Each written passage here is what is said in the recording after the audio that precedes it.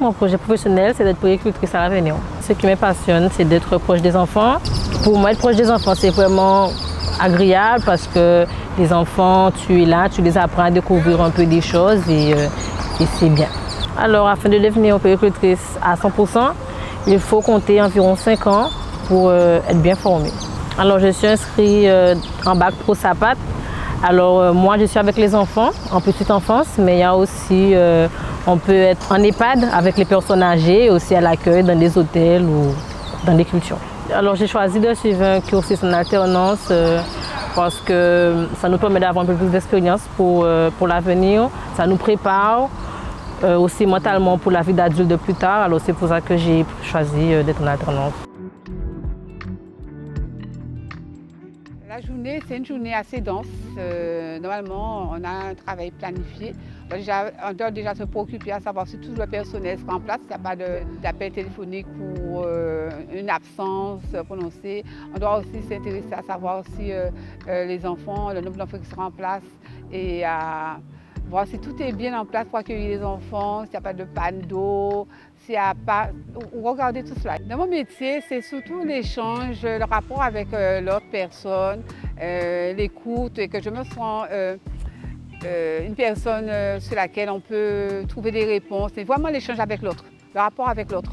Moi, ça fait un moment que je tends la main aux jeunes pour pouvoir les insérer dans cette profession. Donc, à la crèche, nous avons des animatrices avec des petits enfants, nous avons des auxiliaires de puériculture, nous avons des éducatrices de jeunes enfants. Donc forcément, le jeune qui arrive à la crèche, en fonction de son niveau, peut trouver sa place.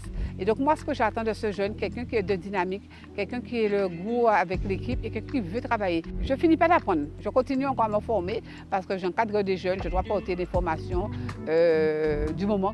J'ai une vision pour pouvoir accueillir des enfants différents des autres, donc en particularité des enfants ayant des troubles du spectre de l'autisme. Donc je dois me former pour être au fait pour pouvoir accueillir ces enfants dans de bonnes conditions. Je voudrais être chef d'entreprise dans mon domaine. Du coup, je fais 2 ans de CAPASAP vert, puis 2 ans de bac pro pour après aller en études supérieures, voire viser le BTS. Une opportunité s'est présentée à moi d'avoir le CAP CAPASAP vert, je l'ai saisi. Je suis donc actuellement en CAPASAP vert 2e année qui contient petite enfance et vente en espace rural. Ce qui me passionne, c'est le fait d'être en entreprise, mais aussi en partie scolaire. C'est l'établissement qui m'a permis de faire le diplôme que je voulais. Ça me permet d'être en école, mais aussi en même temps gagner de l'argent. Voilà. Les journées au restaurant ne se ressemblent pas du tout parce que certains jours il y a beaucoup d'affluence et d'autres jours un peu moins d'affluence. On connaît l'heure à laquelle on commence, mais on peut travailler certains jours un peu moins et d'autres jours beaucoup plus. C'est un métier valorisant parce qu'on rencontre de nouvelles personnes chaque jour, on fait de nouvelles connaissances, de nouveaux clients. Pour travailler dans la restauration, il faut avoir une bonne relation client et de la ténacité.